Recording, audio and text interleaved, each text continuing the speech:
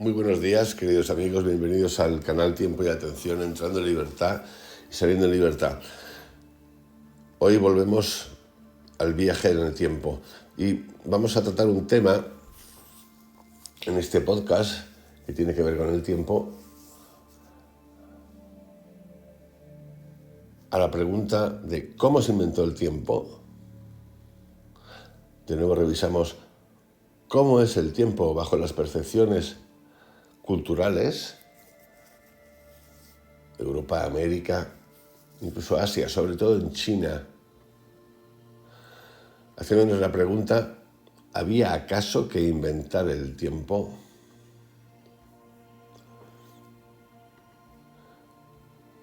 El podcast de Viajar en el Tiempo ya lleva unos cuantos audios en el que hemos trabajado con el tiempo mítico, el celestial, cómo se viajaba en el tiempo a través de la antigüedad, el tiempo y el espacio sagrado, el tiempo creado en la mente, el holograma, los viajes en el tiempo en la meditación y la ciencia, conocer el tiempo desde el interior. El lenguaje tiene importancia, mucha importancia, en la creación del tiempo y en el movimiento del tiempo. Gracias al lenguaje, a través de él, el espíritu se desarrolla y pensamos. Al mismo tiempo, pensar siempre es de una manera u otra, volverse contra el lenguaje y luchar contra su tiranía, hacer todos los esfuerzos posibles para despegarse de sus prejuicios y al desprendernos de lo que nos impone, como más evidente, intentar remontar sus viejos cortes.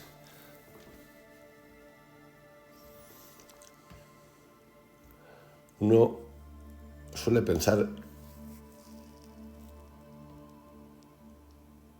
en el tiempo utilizando una herramienta que tiene que ver con el cambio, pero creo, en el fondo, que el tiempo es una construcción del lenguaje y más concretamente es una construcción muy europea y que en su parte nos engaña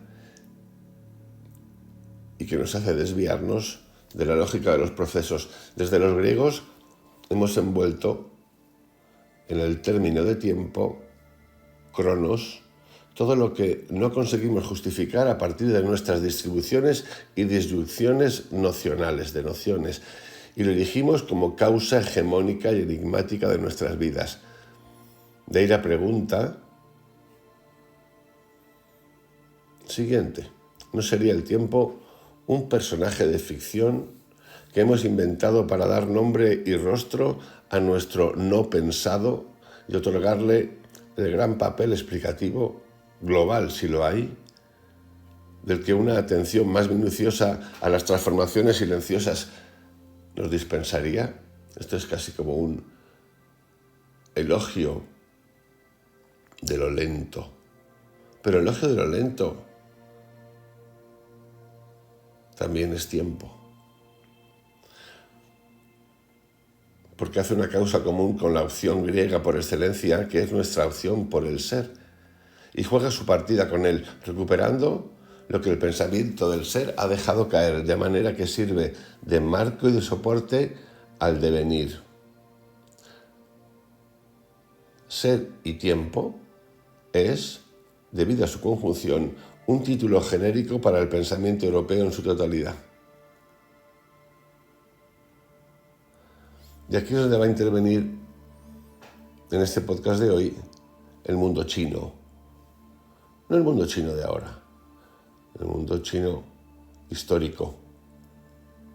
La lengua china nunca ha hablado del tiempo de un modo unitario y general, sino que por una parte habla de la estación, momento, ocasión.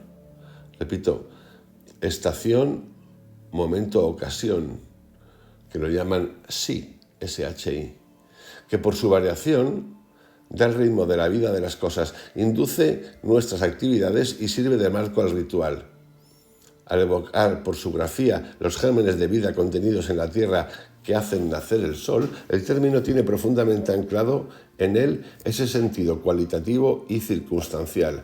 Por otra parte, habla de la duración, que procede de la alternativa de tales momentos y hace pareja con el espacio.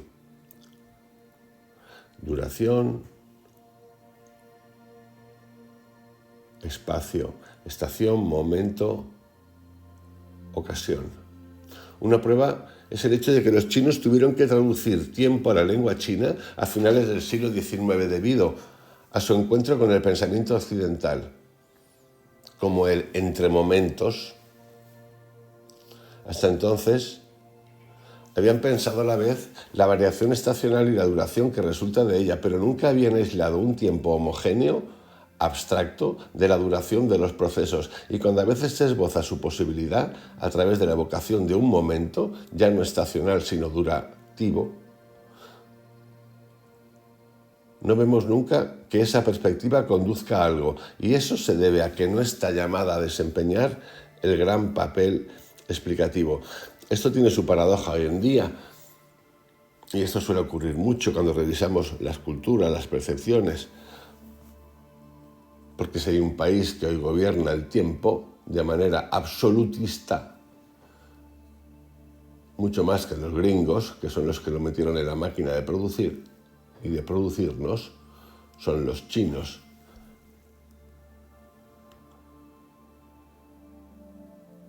Ahora bien, los chinos no han dejado de detallar con precisión los momentos del día, los años y las eras. También han puesto a punto relojes muy elaborados, especialmente hidráulicos. Se han mostrado especialmente rigurosos en la elaboración de sus calendarios y, sobre todo, han concedido toda su atención a la historia. Y han elaborado con extremo cuidado cronologías que incluyen sincronicidades dinásticas. Se ha utilizado este argumento para pensar que deberían de tener un concepto implícito de tiempo, análogo al europeo, pero que solo el pensamiento europeo había desarrollado. ¿Por qué no es de entrada universal y necesario como a priori del pensamiento? Pero además del hecho de que no está claro por qué los chinos no han desarrollado el concepto de tiempo, ya que su reflexión también se ha elevado a la abstracción, se observa claramente a partir de la comprensión de las distancias que se manifiestan entre las culturas, sobre qué ideas preconcebidas, eminentemente singulares, el pensamiento griego tuvo que elaborarse y por qué el pensamiento chino fue dispensado de él. Porque Grecia tuvo que pensar el tiempo al menos por tres razones que China aparcó. La primera tiene que ver con la idea preconcebida de la física en Aristóteles. Al abordar la naturaleza, physis, en términos de cuerpo en movimiento, hace intervenir al tiempo para explicar el desplazamiento de un móvil de un punto A a un punto B, puntos de partida y de llegada, como números del movimiento según el antes y el después. Sin embargo, China abordó lo que nosotros llamamos la naturaleza, no en términos de cuerpos en movimiento o de elementos, sino de factores de correlación, es decir, yin y yang. Esta es la gran diferencia, eso es importante. China como correlación, yin y yang. Los griegos con Aristóteles como movimiento de A a B. Repita, China abordó lo que nosotros llamamos naturaleza, no en términos de cuerpo en movimiento, sino de factores en correlación yin y yang, de la polaridad de los cuales resulta todo engendramiento, frente a lo cual otra incursión griega en el pensamiento del tiempo, rival de la precedente, se refiere a la metafísica, que opone el tiempo a la eternidad, ya no en cuanto a magnitud divisible y continua, sino en los aspectos conjuntos de sucesión y de alteración sin fin. Mientras que solo el ser es eterno, siendo siempre, todo sucede en el tiempo, imagen móvil de la eternidad, ya que el tiempo ha caído. Esto es de Platón. Pero China pensó no lo eterno, de lo que siempre será idéntico a sí mismo, sino el sinfín, o lo inagotable, que permite a la capacidad empleada renovarse sin agotarse jamás. Así es el cielo de los chinos como fondo del proceso de las cosas. Esto es importante porque, como vemos, cada cultura tiene una representación y tiene unos significados, cada lenguaje incorpora en sus estructuras y sus sentidos e interpretaciones una palabra, por ejemplo, infinitas, no infinitas, pero muchos posibles significados. Esto aplicado a la percepción del tiempo, a la percepción del espacio, a la relación mitológica del espíritu, del ser, marca. Por eso a veces puede parecer que estemos entendiendo algo de las otras culturas y en realidad no entendemos nada. Por último, las lenguas europeas se conjugan, separan morfológicamente los tiempos pasado, presente y futuro, y conciben el tiempo como el paso de un tiempo a otro. Pasa del futuro por el presente al pasado, dice San Agustín reproduciendo para pensar las preguntas de lugar en latín. Unde, qua, quo. El cuarto caso, ubi, el lugar donde se es, o mejor, donde Dios es, está reservado a la eternidad. Pero la lengua china, por ejemplo, no se conjuga, posee marcadores eventuales de pasado o de futuro próximo, pero no distingue mediante la conjugación tiempos especificados. Su representación básica a este respecto es, por otra parte, con 2 términos y no con 3, siempre la polaridad. Por ejemplo, irse, pasado presente, venir. Del pasado no se cesa de irse, del presente no se cesa de venir. Vuelta a la transición. Las lenguas europeas delimitan. Lo más importante aquí sería entender esa relación del tiempo que Grecia entiende como movimiento, mientras que China la entiende como yin-yang. Al no pasar por las entradas europeas en la cuestión del tiempo, el pensamiento chino no ha tenido que hacer del tiempo una cuestión. Ha escrutado para mantener la coherencia tanto en los procesos de las cosas como de las conductas. A la vez, los procedimientos y los procesos, a la vez en su propensión y en su modo de empleo,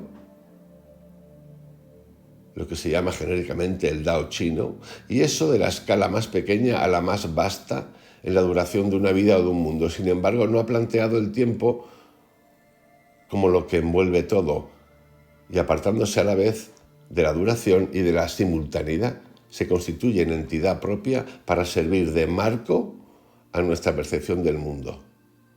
Por el contrario, el pensamiento europeo no se plantea cuestionar la necesidad de pensar el tiempo, sino que hace de ella la cuestión por excelencia, o más bien un enigma, ya que, como ya establece Aristóteles, el tiempo es un divisible cuyas divisiones no existen. Hay que suponerle una cierta realidad, ya que se lo divide entre tiempos diferentes, pasado, presente, futuro, pero también hay que reconocer que ninguna de esas divisiones existe efectivamente, ya que el ser no se acomoda en ninguna de las tres.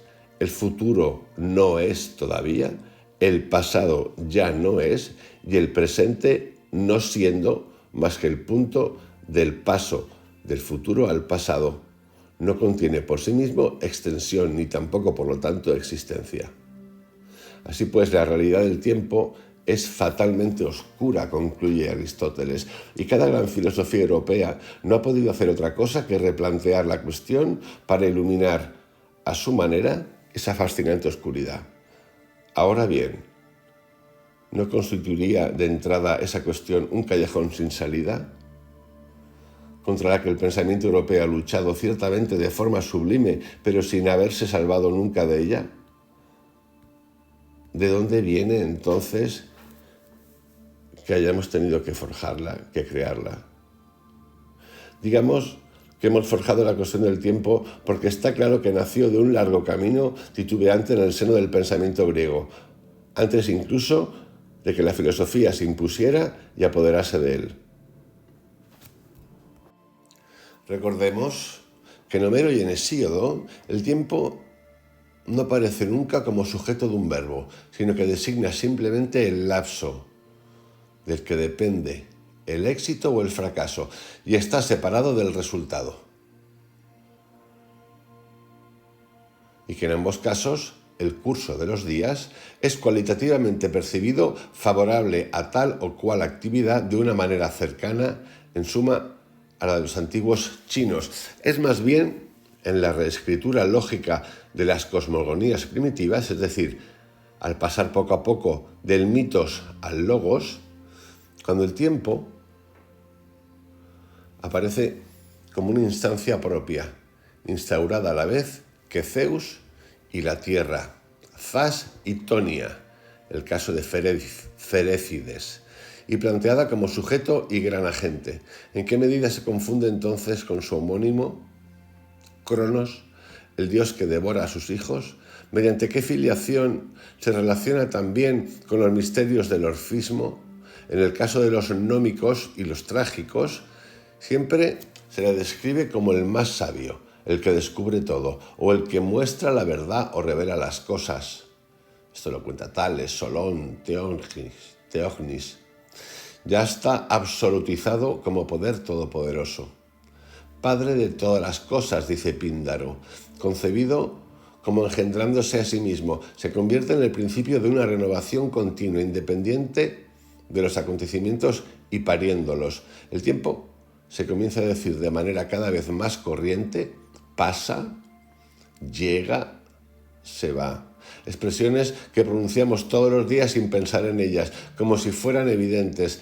Tanto las hemos asimilado, pero vuelven a ser fuente de una infinita perplejidad, señalaba San Agustín, cuando nos detenemos en ellas. Efectivamente, al tomar a su manera el relevo de las divinidades olímpicas, el tiempo ya no es percibido como un ser totalmente exterior, aunque tampoco está completamente interiorizado.